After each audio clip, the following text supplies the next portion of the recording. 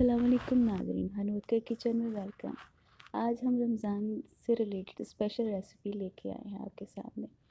तो यकीनन मेरी आज की रेसिपी आपको अच्छी लगेगी, तो मेरे चैनल को ज़रूर सब्सक्राइब कर लीजिएगा ताकि हमारी हर आने वाली वीडियो आप तक जल्द पहुंच सके। तो उसके लिए सबसे पहले हम लेंगे 2 अदद बॉयल एग और इसको हम कर लेंगे क्रश करने के बाद हम इसमें डालेंगे बंद गोभी और उसके बाद धनिया और उसके बाद कटी हुई हरी मिर्च।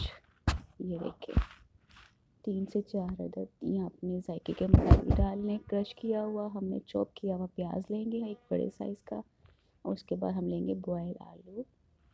ये हमने पहले से ही उबाली हैं 2 अदद, ठीक है। अब इसको हम करेंगे मैश अच्छे से। इसको अच्छे से मैश करके उस मटेरियल में शामिल कर देंगे। ये देखिए सब मैश हो चुके हैं। अब इसको ऐड कर दिया जाएगा इसमें। अब इसके बाद इसको हम डालेंगे ड्राई मसाले इसमें। अब इसमें डालेंगे नमक मैं 1 चम्मच ले रही हूँ, आप हस्बे ज़ायका भी ले सकते हैं। कुटी लाल मिर्च 1 बड़े के चम्मच 1 टेबल स्पून, यानी सूखा धनिया 1 टेबल स्पून। अब इसको हम मिक्स करेंगे।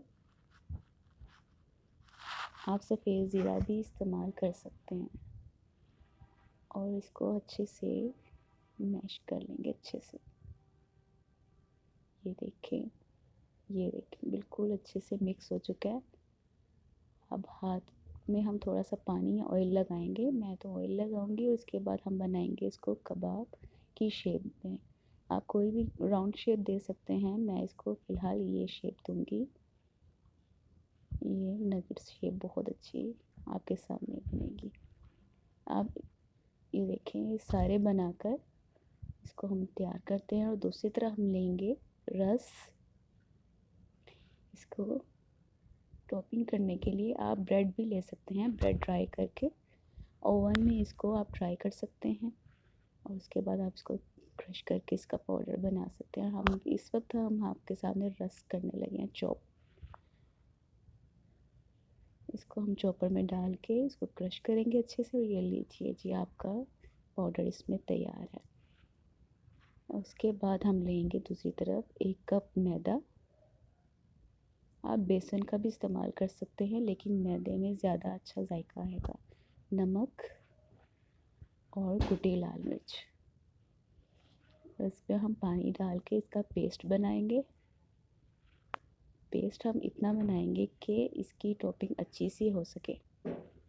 इतना थिक भी नहीं बनाएंगे और इतना इसका पतला सा थिन भी नहीं बनाएंगे। ये देखिए इसकी गुठली अच्छी से मिक्स करनी चाहिए आपको और हम इसे अच्छे से मिक्स करेंगे ताकि इसकी गुठली ना बने।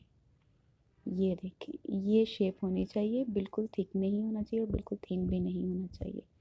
अब हम लेंगे कबाब, इसको हम लगाएंगे बेसन वाला ये मैदे वाला मटेरियल और उसके बाद हम डालेंगे रस वाला जो हमने पाउडर बनाया था इसको टॉपिंग करने के लिए। आपने जिस हाथ से इसको टॉपिंग किया है मैदे में उस हाथ से ना लगाइएगा, इससे रस गीला हो जाएगा, मुश्किल हो जाएगी फिर आपको लगाने में। दूसरे हाथ से हम इसको कवर करेंगे। ये लीजिए जी, ये ऐसे कवर करके आप इसे स्टोर भी कर सकते हैं और इजीली रमज़ान में आप अफ्तारी के वक्त इसे फ्राई करके रोस्ट कर सकते हैं।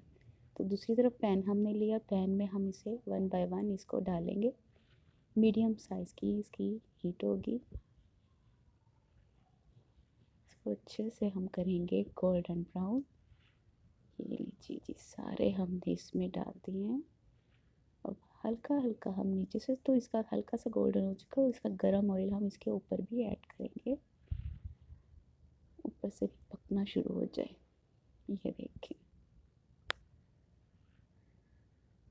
सारा ऑयल अच्छे से गरम गरम इसके ऊपर डाला जा रहा है। और अगर आपको मेरी रेसिपी अच्छी लगे तो मुझे कमेंट्स करके ज़रूर बताते रहिएगा। और जिन लोगों ने मेरा चैनल सब्सक्राइब नहीं किया तो वो भी मेरे चैनल को सब्सक्राइब कर लें, क्योंकि आगे रमज़ान में बहुत अच्छी और डिलीशियस रेसिपीज़ आने वाली हैं आपके सामने। तो ये देखिए हमने इसको अच्छे से डीप फ्राई कर लिया है। इसकी शेप अब हम इसको टर्न करेंगे, इसकी साइड चेंज करेंगे। देखिए